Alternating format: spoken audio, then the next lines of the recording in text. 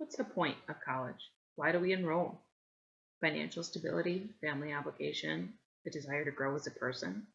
These are all questions that we ask ourselves prior to enrolling in college. Some questions, though, we fail to ask ourselves. Is it worth it? Will it pay off in the end? Will I find a good job? Did I pick the right career? Unfortunately, these are questions that a lot of us ask ourselves once it's too late. However, the big question is this: college education, waste of time or wise investment? As a person who left what is considered to be a successful career without a college education to invest years of my life and thousands of dollars in tuition into a completely unrelated field, this question has become a part of my life. Which brings me to you. Why are we talking? Well, you all have chosen to make the same investment. This is no longer hypothetical for us. We're students. So again, will the years of our lives and the thousands of dollars we spend on tuition be worth it in the end? In this speech, I will talk about the increased difficulty in completing a college education and the closing gap between high school graduates and college graduates in terms of starting salaries. Well, money talks, so let's start there. Tuition prices for higher education have increased steadily across the nation, while salaries for college graduates have experienced little increase in the last 40 years, according to some sources. Some would argue that this is normal economic inflation and to be expected, and that a college degree still gives graduates an advantage in the workforce in terms of salary. Well, tuition prices absolutely have gone up in the last couple of decades, and the average college education now costs nearly $100,000 from start to finish. There is evidence of substantial advantage for college graduates in terms of salary, quality of life, and unemployment rates.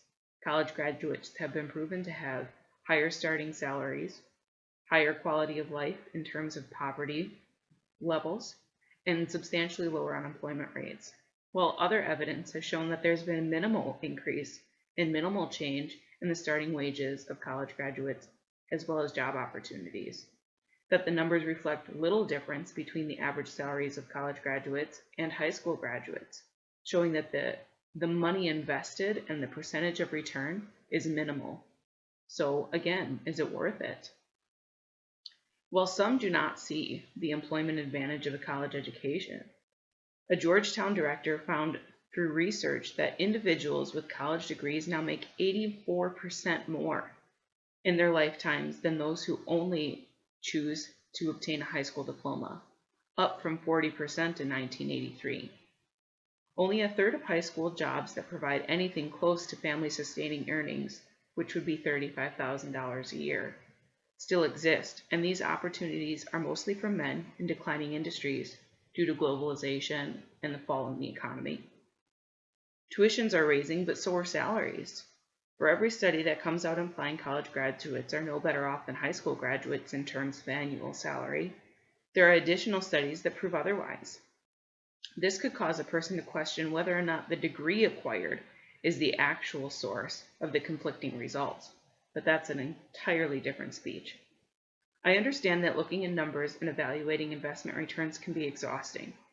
Many would argue that college is much more than facts and figures. It's a time for personal growth and discovery, and that's exactly what we'll discuss next is time.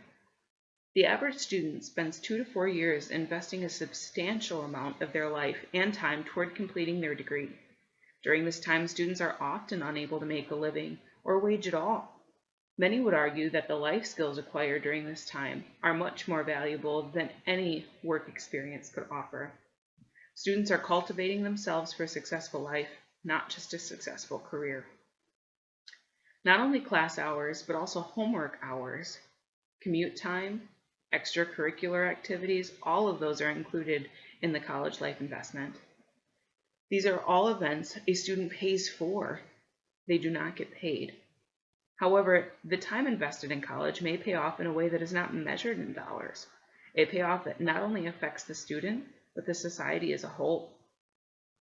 Studying time is required for success, and we all invest our time in one way or another.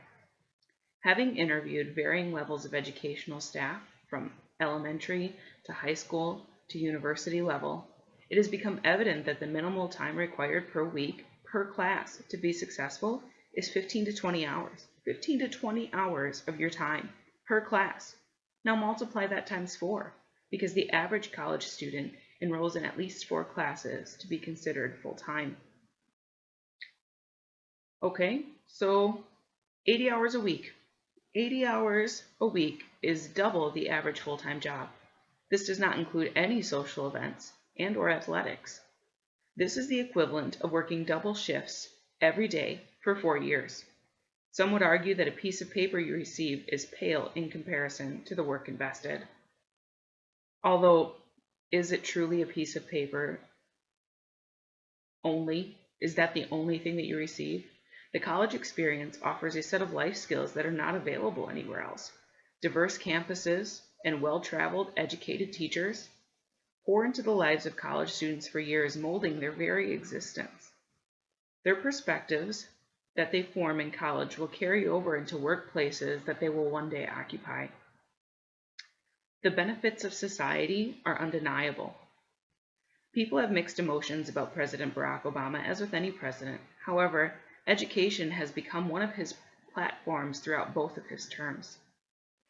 He's quoted to say, "Education helps us be better people. It helps us be better citizens.